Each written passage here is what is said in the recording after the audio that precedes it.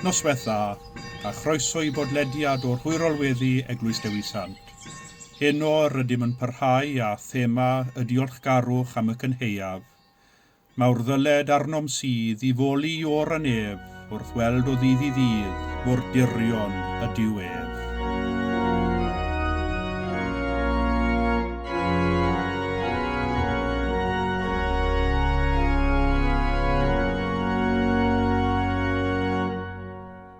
Mawr ddyled arnom sydd i foli o'r anef wrth weld o ddydd i ddydd mor dirion y diwedd. Efi wain craig ein tŵr anmaeth a flwyddyn hon ein cofio wnaeth. Ni all tafodau byw holl fanol rhyw un, beth atgan gymaint yw a'i gariad ef at ddyn, ef sydd yn darpar ar ei ran, a'i nerfau fawyd am hobman. O cydfolian nhw'n ddiw am bob trig ar efrad, ac weld irion y diw a'i ofael am ein gwlad. Boed yn ein henaid ddimrol ddawn, i foli Duw a chalon y lawn.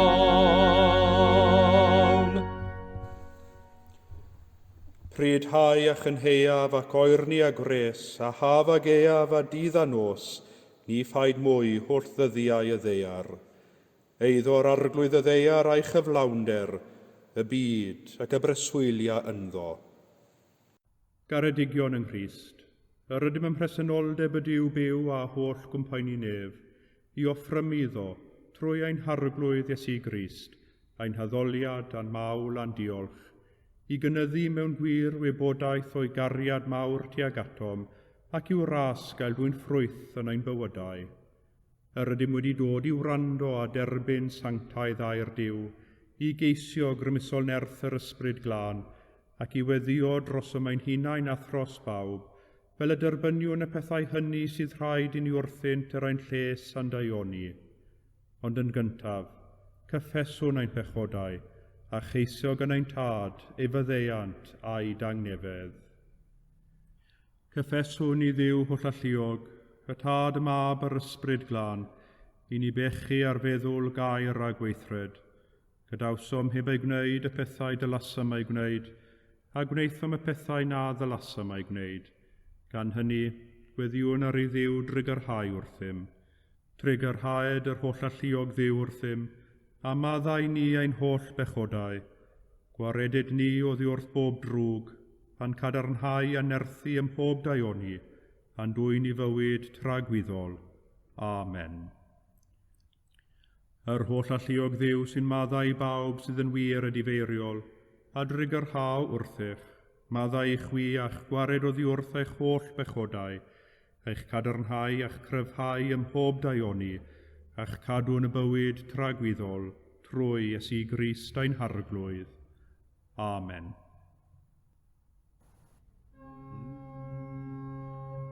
Arglwydd ag orau'n gwefusau, a'n genau a fynegad y foliant. Dyw brosiau'n canorthwyo, arglwydd braserau'n camorf, goniant i'r tod ac i'r mob ac i'r ysbryd glon. Megis yr oedd yn y dechrau, y mae'r awr hon ac a bydd yn wastad, yn oes oes oedd. Amen.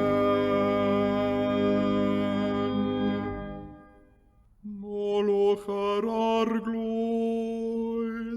Molianus fyddo enw'r arglwydd.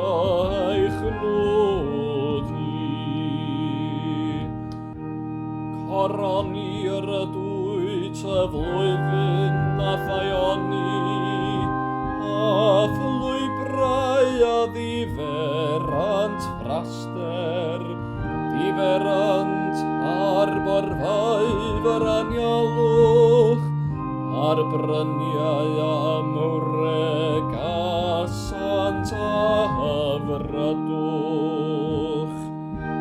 Adolyf a wisgur a defaid, ar dyffrynoedd o'r chyf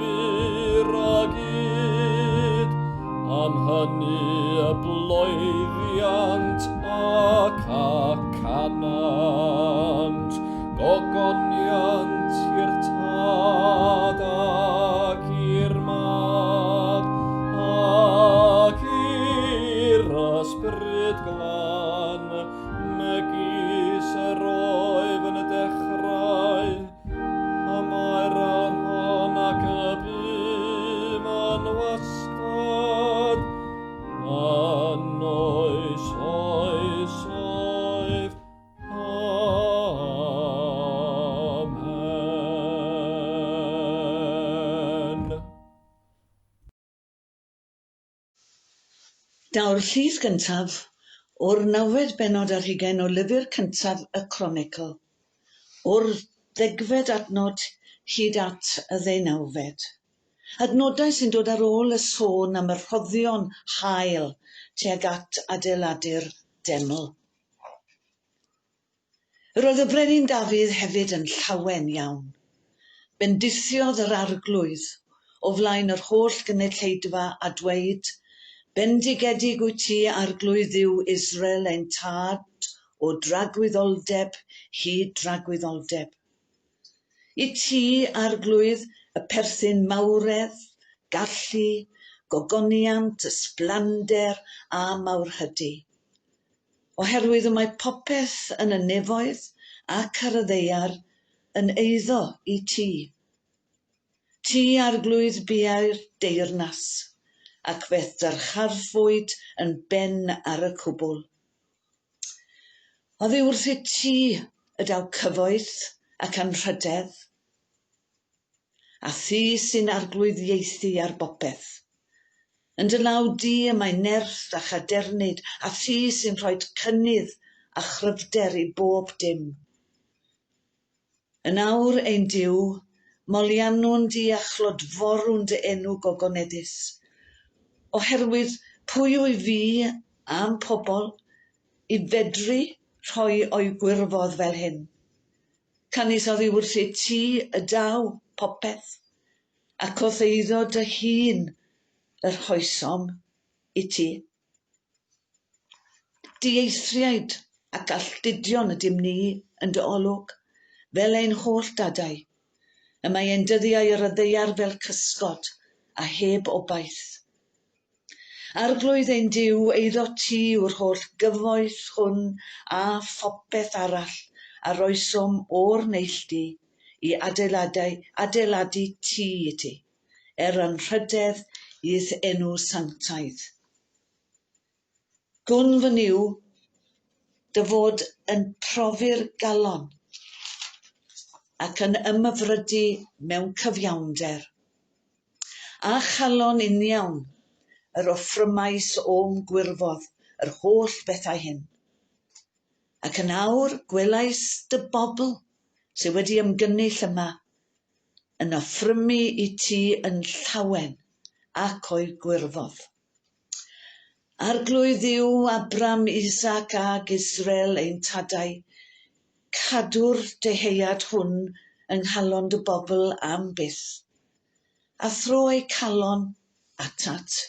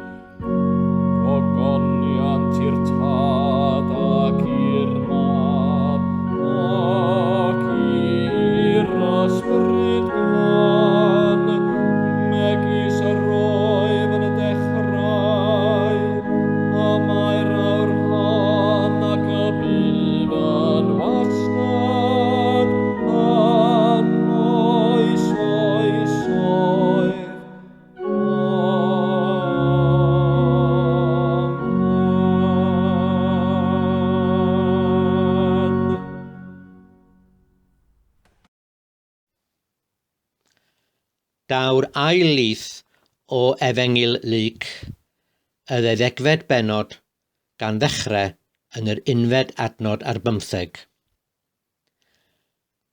Ac adroddodd y ddameg wrthynt. Yr oedd tir rhyw ŵr cyfoethog wedi dwyn cnwd da, a dechreuodd feddwl a dweud wrtho'i hun, beth a wna fi, oherwydd nid oes gennyf unman i gasglu fy nghnydau iddo. Ac meddai, dyma beth a wna fi, tyna fy ysgyboriau i lawr ac adeiladu rhai mwy, a chasglaf yno fy holl yd am heiddo. Yna dywedaf wrth i fy hun, ddyn y mae gennyt stor o lawer o bethau ar gyfer blynyddoedd lawer. Gorffwys, bwyta, if, bydd lawen.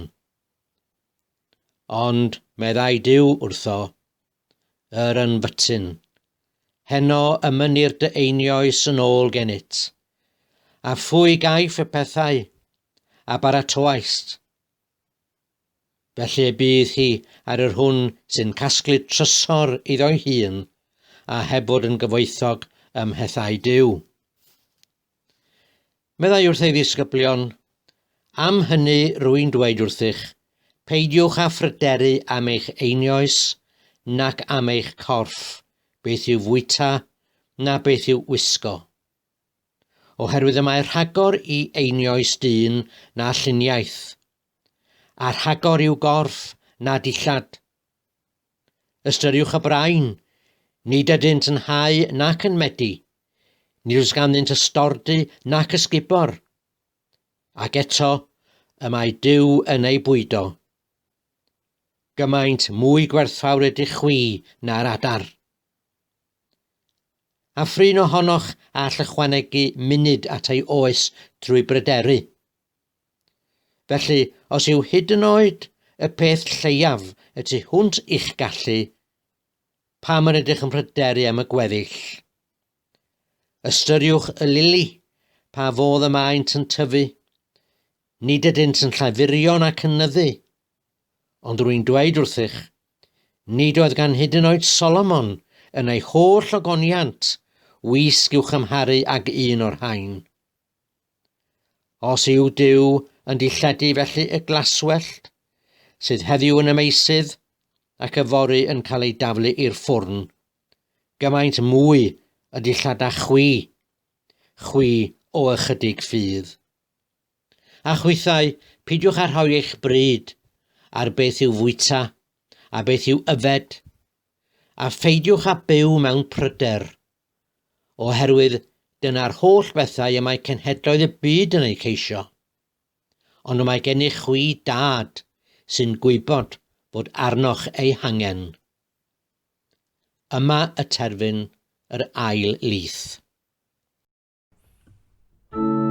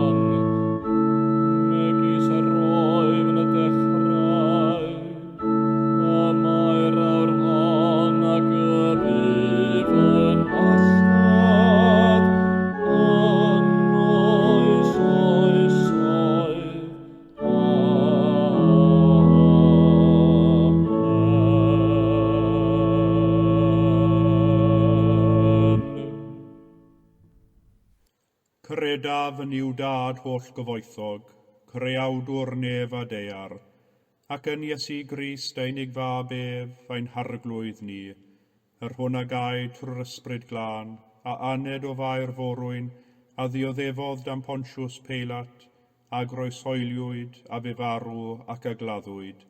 Disgynnodd uffern, y trydydd dydd y cyfododd o feirw, a esgynnodd i'r nefoedd, ac y mae'n eistedd ar ddeheilawd i'w dad holl gyfoethog, o ddiynod aw i farnu'r byw ar meirw. Credaf yn yr ysbryd glân, yr Eglwys Lân Gatholig, cymyn y saint, myddeiant pechodau, at gyfodiad y corff, a'r bywyd tragwyddol. Amen. Ar arglwydd a fo gyda chwi, a chydath ysbryd ithau, gweddiwn. Arglwydd drigar hawr ddim, Crist drigar hawr ddim, arglwydd drigar hawr ddim. Ein tad, yr hwnnwyd tan a nefoedd, sanctaidd i'r enw, deled y dair nas, gwneler dewallus, megis yn y nef, felly ar y ddaiar hefyd. Dar oen i heddiw ein barab ein addiol, a maddau ni ein dyledion, fel y maddaiwn in ein dyledwyr, ac nac arwain ni brofedigaeth, aeth i'r gwared ni rhag drwg. Amen.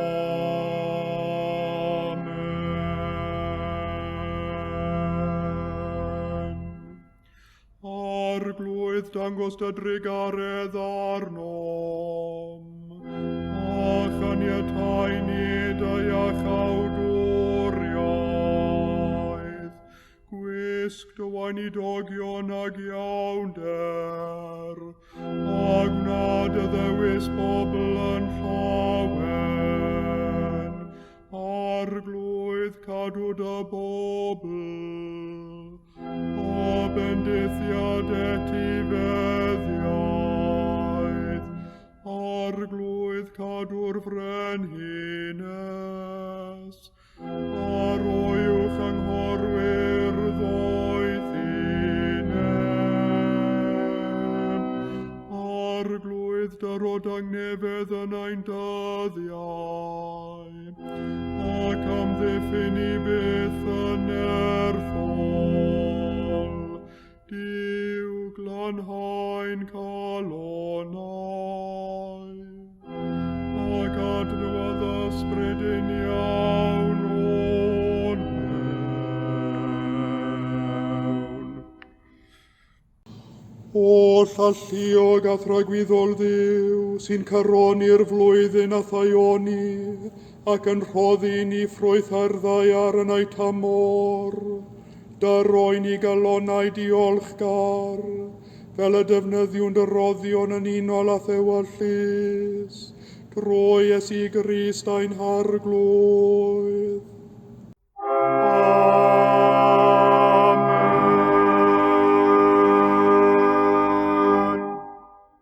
O llalluog Dduw, ffynhonell pob dymuniad sanctaidd, pob cyngor da, pob gweithred gyfiawn, Daroedd weision y tangnefedd na all y byd ei roddi, fel y boi ni, gan i fyddhaeth orchmynion, a'n gwared gennyt rhagofn ein gylynion, dreulio ein hamser mewn heddwch a thangnefedd, trwy Iesu Grist ein harglwydd. Amen.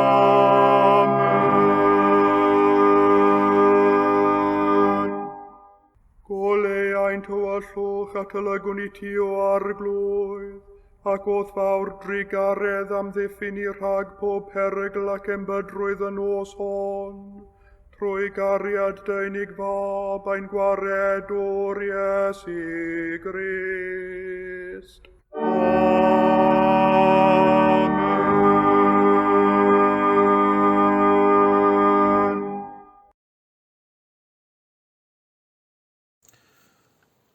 Ar ei drigareddau yr ydym oll yn byw, gan hynny dewch a llawen hewch, cans da yw Duw.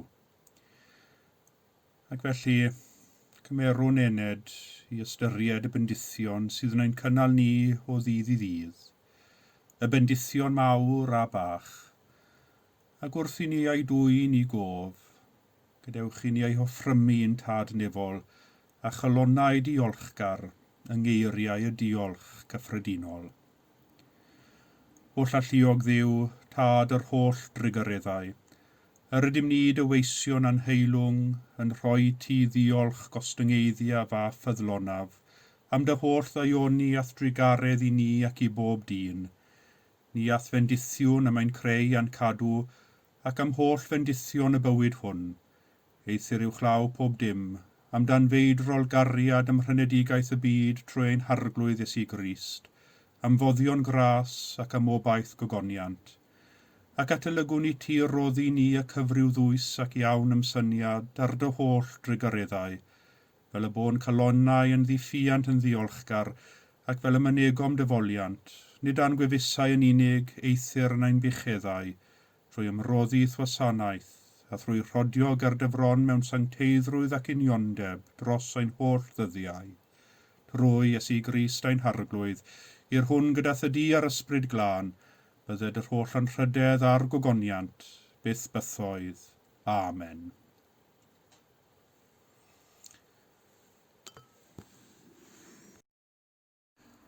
Arglwydd ein Duw, mawrygwn dy enw am i ti ein cofio ni y flwyddyn hon eto, trwy dy ofal cyson amdanom. Yr ydym yn cydnabod ger dyfron ein bod yn dibynnu arna ti am bob peth, ac mae yno ti yr ydym yn byw yn symud ac yn bod. Cofiwn yn arbennig heddiw am bawb sydd yn llyfurio i ddarparu ar gyfer ein hanghenion. Gweddiwn ar ei ti barhau i arddel pob ymdrech o'i heiddo, mwyn ei enw. Amen. Ac ar ein diolchgarwch gweddiwn dros yr eglwys, gan gofio yn arbennig eleni, camlwyddiant dadgysylltu'r eglwys yng Nghymru. Diolchwn am ei thystiolaeth a gwaith yn ein cymunedau. Gweddiwn am yn erth i weld ein rhan yn ei chynhadaeth heddiw. A boed i'w bywyd, cael ei bereiddio gan ddiolchgarwch, wrth iddi gyhoeddi yr iachawdwriaeth sydd yng Nghrist Iesu. O llalluog Dduw, diolchwn i ti am ein cymdeithas yn heili'r ffydd, gyda phawb y fydyddiwyd yn denw. Cadw ni yn ffyddlon i'n bedydd, a gwna ni felly yn barod ar gyfer y dydd hwnnw, pryd y berffeithir y greadigaeth gyfan yn dy fab Iesu Grist. Amen. Mae'r diolchgarwch yn ein atgoffa ni ein bod yn stiwardiau dwadnoddau'r byd, ac yn gydweithwyr a'r creuwr yn ein hymwneud a'r creiad. Boed i ni deithio'n ysgafn trwy bererindod ein bywydau, gan ofalu a pharchu ar ôl yr hyn y mae Duw wedi rhoi i'n gofal ni. Arglwydd y creu, y prynu a'r ysbrydoli, llanwan ni a diolchgarwch, a gwna ni'n gydweithwyr graslon a thydi, fel yr ymlonyddwn yn anwes natur. Cyfranogi o'i heilioni, wynebu a'i sialensau, gweithio yn ei gardd, casglu ei rhoddion, gofalu am ei anghenion, adfer ei ffrydferthwch, adnewyddu ei ffrwythlondeb, a llawenhau yn ei ffyniant, drwy Iesu Grist ein harglwydd. Amen. Pan feddyliwn ni am y problemau sy'n wynebu'r ddynoliaeth, fe sylweddolwn yn fwy fod nifer ohonynt yn tarfu o'n cam ddefnydd o'r creiad, a'r gwastraff o adnoddau prin y byd. Gweddiwn dros arweinwyr y cenhedloedd, iddynt gymryd o ddifrif yr heriau hyn, a gweithio am ffordd o fyw sy'n gynaladwy i'r dyfodol. Arglwydd y creuawdwr rhyfeddol, disgyn i ffyrdd newydd o fyw yn ein cartrefi a'n gweithleoedd. Dangos i ni sut i amddiffyn rhyfeddodau'r byd, yn ei holl amrywiaeth a'i holl ddaioni. Rhag ein hallurion carban, rhag cynnesu byd-eang a newid yn yr hinsawdd, rhag codi'r tymheredd a lefel y môr, rhag dadleoli pobloedd, rhag clodi amgylcheddol, rhag newyn, niwed a dinistyr. Erfyniwn arnat arglwydd dangos i ni sut a dangos i ni pam, fel y gallwn ein hunain neu gyda'n gilydd wneud gwahaniaeth mwyn a'i enw Iesu Grist ein harglwydd ni. Amen. Bod ein cynheuaf yn wahanol iawn i gynheuaf ein cyndeidiau, diolchwn am y siopau a'r silffoedd yn llawn trwy gydol y flwyddyn, ond cofiwn am yr rheini sy'n hau yr had ac yn cyneuafu'r cnydau. Cofiwn y rhai sy'n trin y tir ac yn magu'r anifeilied, gan gofio'n arbennig a meithwyr Cymru. Wrth alluog Dduw, bendithiais dy ddeiar fel y byddai'n ffrwythlon a dwy'n yn helaeth yr hyn sy'n angenrheidiol at gynnal bywyd dyn. Llwydda ni erfyniwn arnat, a fer pawb sy'n trin y tir, a dyro'r fath dywydd tymhoraidd, fel y gallwn gasglu ffrwythau'r ddeiar a llawenhau byth yn dy ddaioni, moliant i thenw sanctaidd, trwy Iesu Grist ein harglwydd. Amen. A'n unau'n byw yng nghanol y ddinas, gwyddom bod yr adeg hon yn anodd i siopau'r stryd fawr. Felly gweddiwn dros bawb sydd yn gweithio ym myd masnach a diwydiannau eraill, megis twristiaeth ac adloniad, sy'n cael ein effeithio'n dybryd gan yr argyfwng presennol. Oll alluog Dduw, a gysegrais lafur trwy dy fab Iesu Grist ar lles ddynol ryw. Llwydda'r rhai sy'n llyfurio mewn diwydiant a masnach, fel y molianant di trwy fyw a gweithio yn ôl dewyllus, trwy Iesu Grist ein harglwydd. Amen. O Dduw ein tad nefol, rhoddwr pob daioni, derbyn ein diolch i ti am ddwy'n cynheuaf arall, i ddiddosrwydd a darparu'n helaeth ar gyfer anghenion pawb ohonom. A ninnau yn gwybod nad arfaran unig y bydd byw dyn, par i ni gofio dy fod ti yn ein cymell i geisio'n gyntaf deyrnas Dduw, ac yna rhoddir i ni'r holl bethau hyn yn ychwaneg, mwyn Iesu Grist ein harglwydd. Amen. A dwedwn gyda'n gilydd eiriau'r gras. Gras ein harglwydd Iesu Grist a chariad Duw a chymdeithas yr ysbryd glân, a fo gyda ni oll, byth bythoedd. Amen.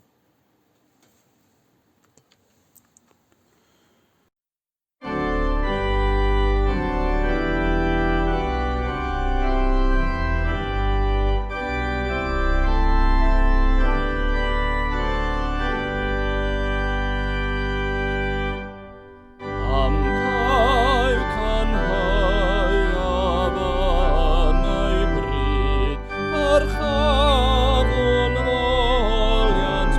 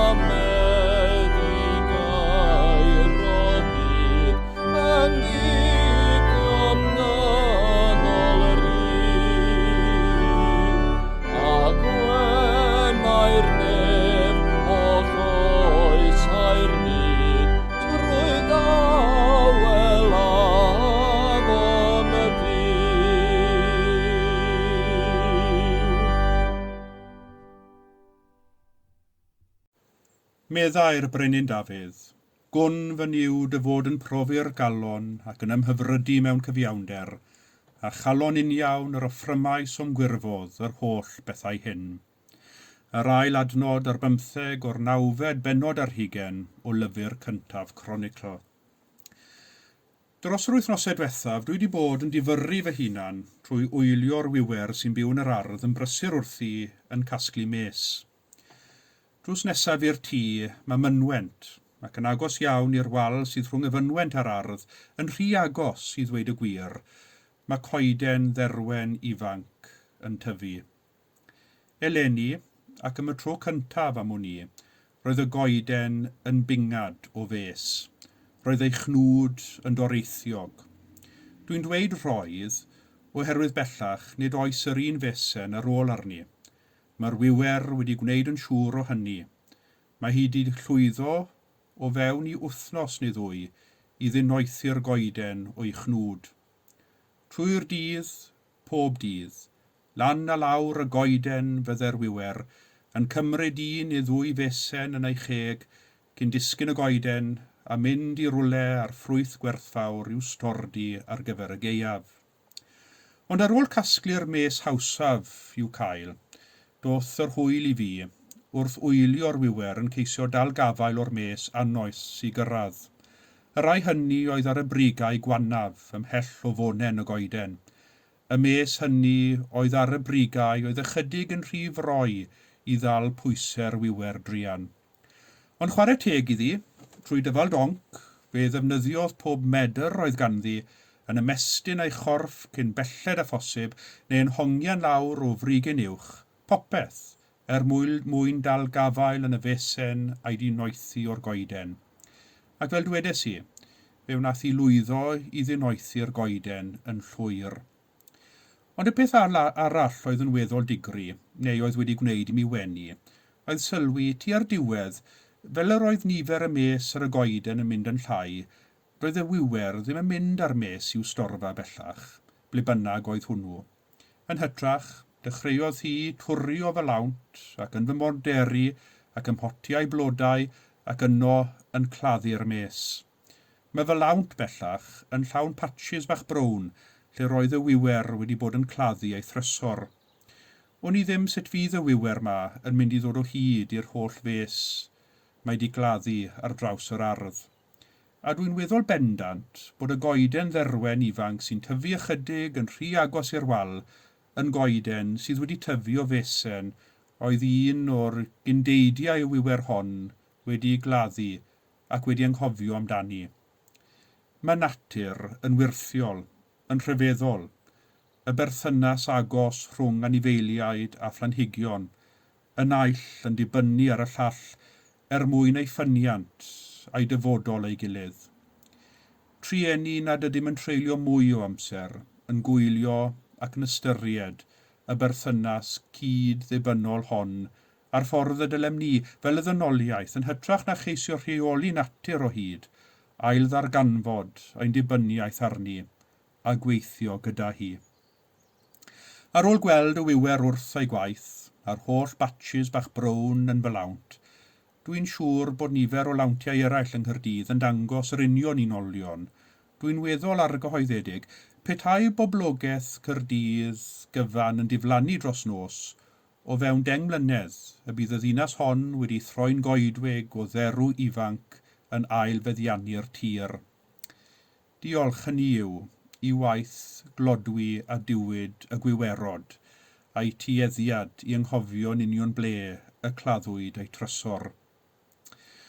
Wrth wylio'r wiwer yn casglu ac yn crynhoi, a hynny'n reddfol ac ar hast, yn paratoi iddi ei hun storfa o fwyd i'w chynnal trwy fusoedd llwm y gaeaf, fe sylweddoles i gymaint yw'r natur hwnnw ynom ni, y natur o fynd ati a pharatoi a chasglu a chrynhoi yn barod ar gyfer y degau o galedu a ddaw.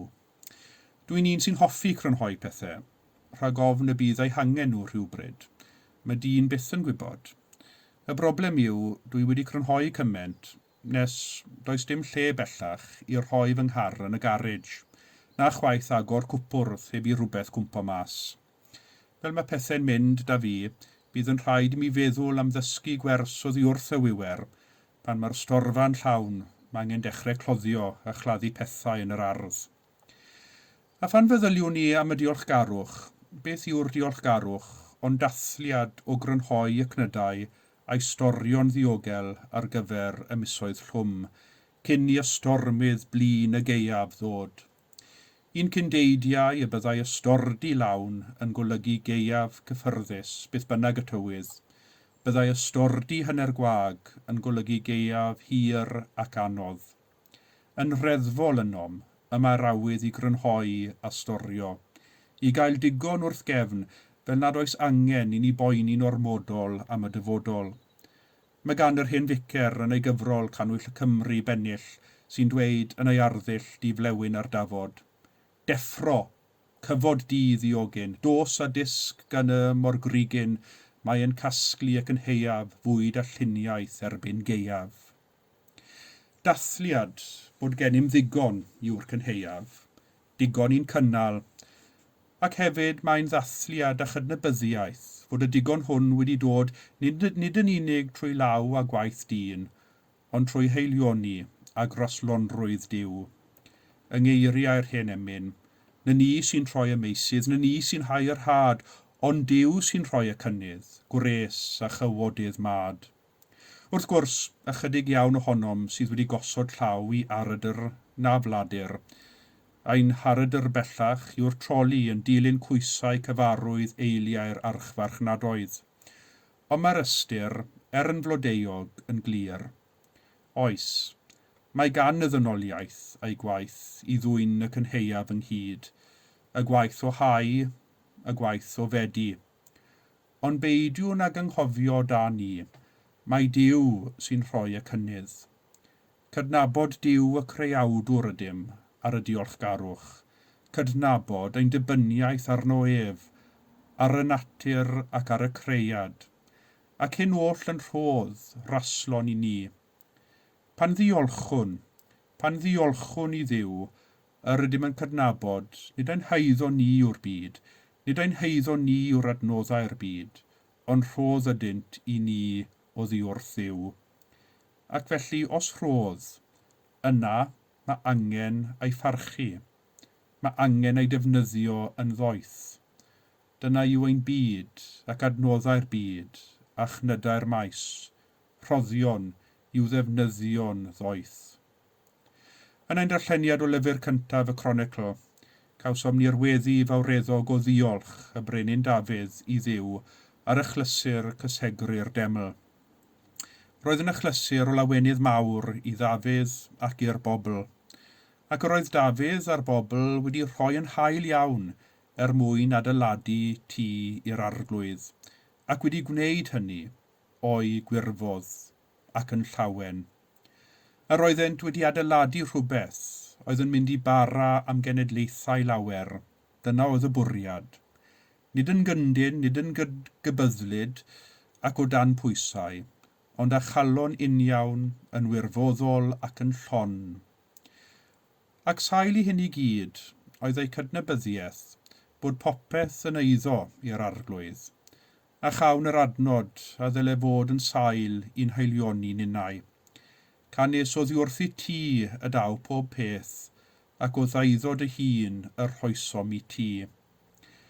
Dyma'r geiriau y ddefnyddiwn ni yn wasanaeth y cymyn.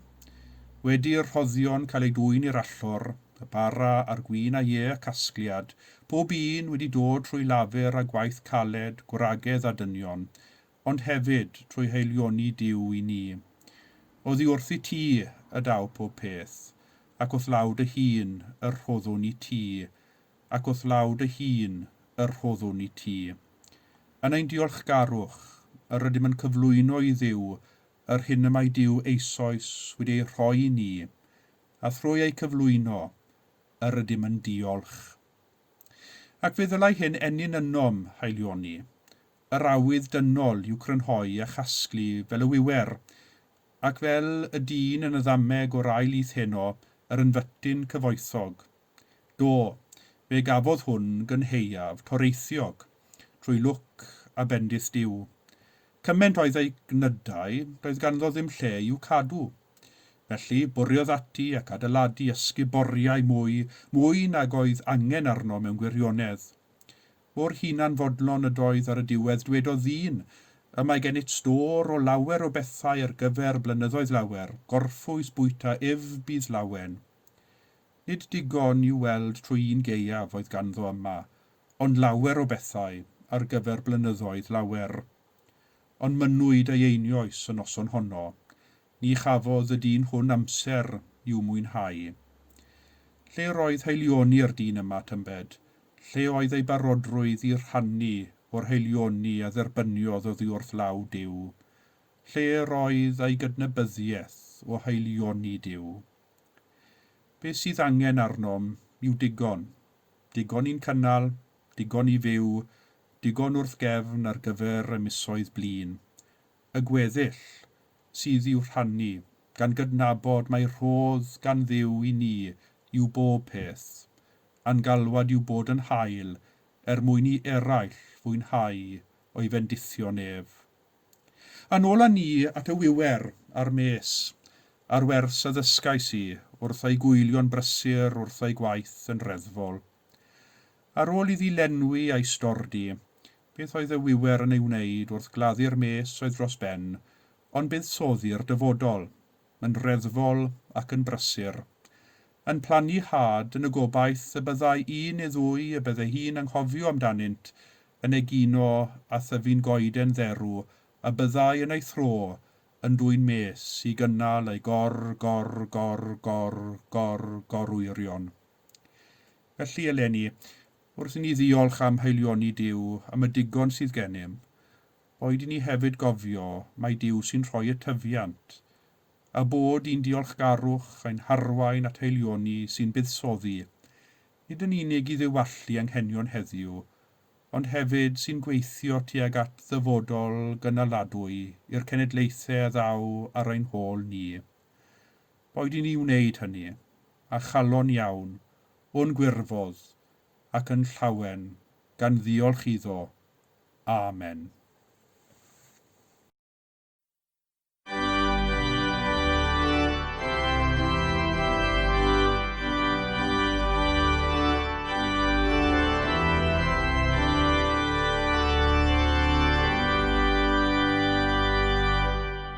Ioran faedrol mae ddoniau megis afon fawr ddidrai, ein ifan dylif o atom ein bod yn mawr ein mai, mewn trigaref,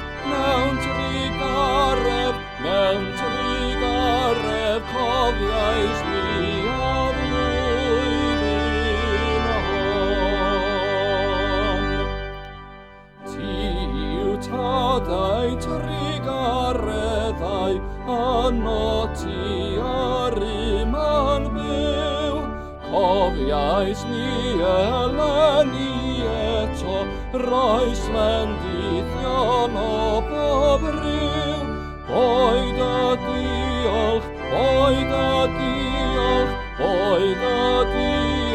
o chith enw sanctau byth.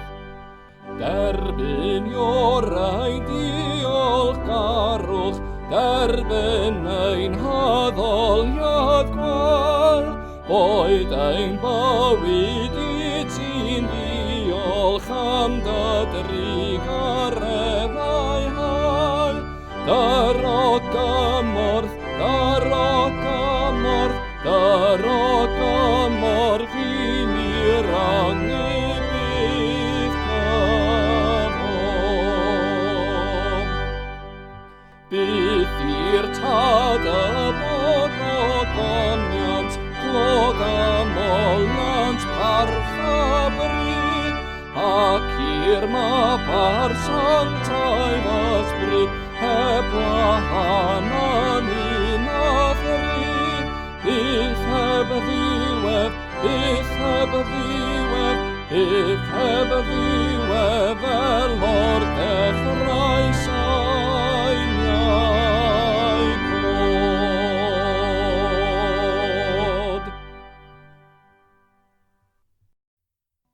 angnefedd Duw sydd i'w chlaw pob deall, a gadwa'ch calonnau a'ch meddyliau yng ngwybodaeth a chariad Duw, a'i fab Iesu Grist a'n harglwydd, a bendith Duw holl alluog, y tad y mab yr ysbryd glân, a fôn eich plith ac adrigo gyda chwi yn wastad.